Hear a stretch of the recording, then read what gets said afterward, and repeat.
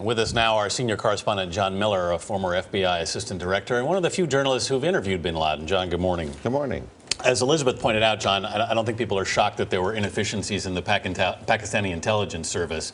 I mean, what, if anything, surprised you in this report? None of that. I mean, I think we got all that already. I think the most interesting parts of the report to read through it are the stories told by the wives and the children about day-to-day life year after year. I think you have to consider Osama bin Laden, figuring the Pakistani intelligence machine, the United States of America, never expected to last there that long. I mean, this is a scathing report that was leaked on Al Jazeera. Then the Pakistanis shut down Al Jazeera in Pakistan because it really talks about just gross incompetence by the Pakistanis. But some of these details in it are really kind of interesting. That Osama bin Laden was walking around with a cowboy hat on to avoid detection from above. Well, that's true. And you know, in a way that makes sense because it's going to provide some shielding. In another way, if you really want to get noticed in Pakistan, walk around with a cowboy hat. And plus, imagine when George Bush heard that. He was walking around with a what? The other interesting thing is that this house, that bin Laden had 4 separate meters for electricity installed in it, so it didn't look like they were using a whole bunch of electricity.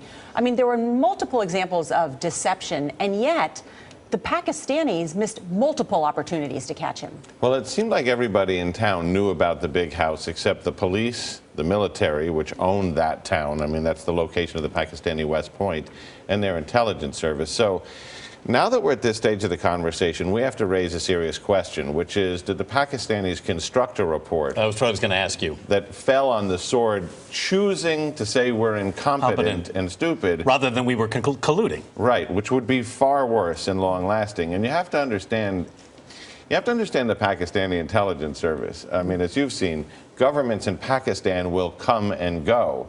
But the ISI, the intelligence service, is really the permanent government there and the shadow government in many ways. And then finally, I want to ask you about this also, this Associated Press report that the top U.S.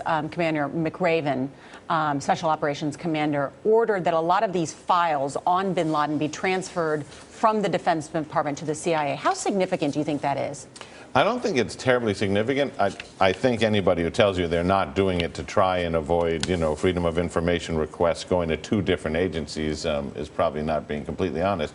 But I think if you look at the bin Laden raid, it was a very unusual moment in American history because it was carried out under the intelligence title of law, which meant really the head of the CIA was the commander of the raid, but the actual raid was done by the military. So if it was an intelligence operation, all the files belong on the intelligence side. Yeah, the Pakistani military also saying the extent of their incompetence, to put it mildly, was astounding, if not unbelievable, the fact that they allowed the U.S. to fly in and carry out this raid without detection. And that's something that the U.S. went to. I was actually briefed on that operation the day after by the director of the CIA. I sat in on that briefing, and this wasn't simply just flying in unnoticed. The U.S. went to a lot of time and trouble to make sure that this worked, and can't get into how they did that, but the Pakistanis would have been pretty good if they did notice. All right, John Miller, good to see you. Thanks so much. Thanks.